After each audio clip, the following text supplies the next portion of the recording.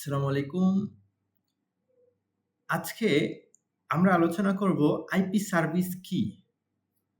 আসলে আইপি বলতে আমরা বুঝি ইন্টারনেট প্রোটোকল।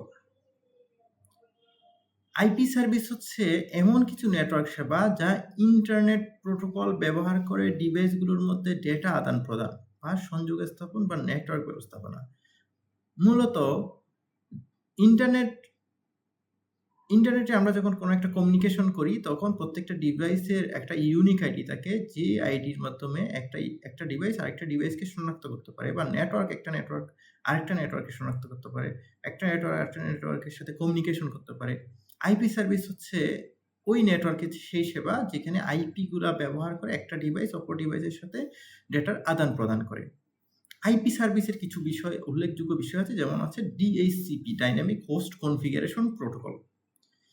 ডিএইচসিপি হচ্ছে আমরা যখন কোনো একটা আইপিকে অন্য একটা ডিভাইসের সাথে কানেক্ট করার চেষ্টা করি, তখন আমরা সেটা এসটিটিপিক্যালিও দিতে পারি, স্ট্যাটিক ভাবেও দিতে পারি, ডাইনামিক ভাবেও দিতে পারি।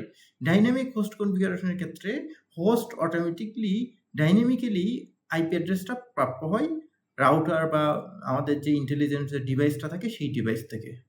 এক্ষেত্রে স্ট্যাটিক্যালি আইপি অ্যাড্রেসিং করা প্রয়োজন হয় না। হোস্ট ডাইনামিক্যালি আইপি অ্যাড্রেসটা পেয়ে যায়।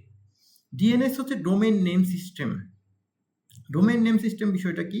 ডোমেইন নেম সিস্টেম হচ্ছে, আমরা জানি আমাদের প্রত্যেকটা ওয়েবসাইটের একটা নাম আছে, যেমন www.facebook.com, www.twitter.com, www.youtube.com।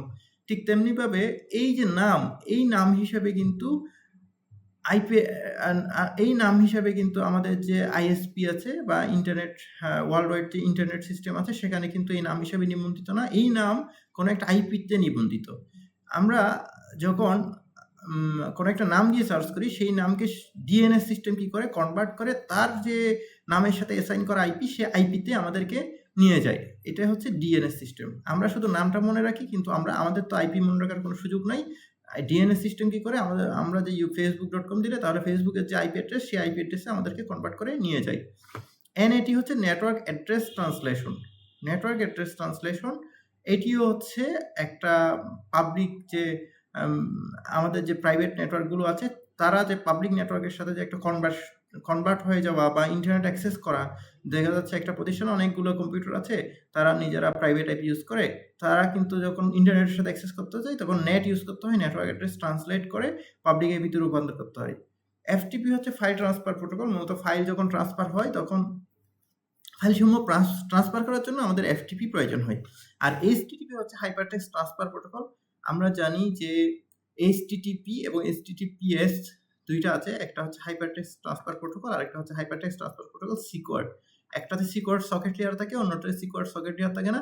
এটা সাধারণত ইন্টারনেটে যে আমাদের ওয়েবসাইটগুলো আমরা যখন ব্রাউজ করি, তখন আমরা যে রিকোয়েস্টটা পাঠাই, সেই রিকোয়েস্টের এগেইনস্টে আমাদেরকে রেসপন্স করে। রিকোয়েস্ট রেসপন্সের যে ধাপটা, সেই ধাপে একটা প্রোটোকল আর কি, সেই ধাপের যে নিয়মকানুনগুলো মেনে চলে সেটাই। টেলনেট এবং এসএসএস আছে। এগুলো হচ্ছে আইপি সার্ভিসের অন্যান্য সার্ভিসের ভিতরেই। এখানে একটা উদাহরণ বলেছে, ডিএনএস সার্ভিস ব্যবহার করে আমরা google.com লিখলে সেটি স্বয়ংক্রিয়ভাবে আইটি অ্যাড্রেসে রূপান্তরিত হয়, যেটা আমি আগেই বলেছিলাম। ধন্যবাদ সবাইকে। আজকের ক্লাস এতটুকুই। আসসালামু আলাইকুম।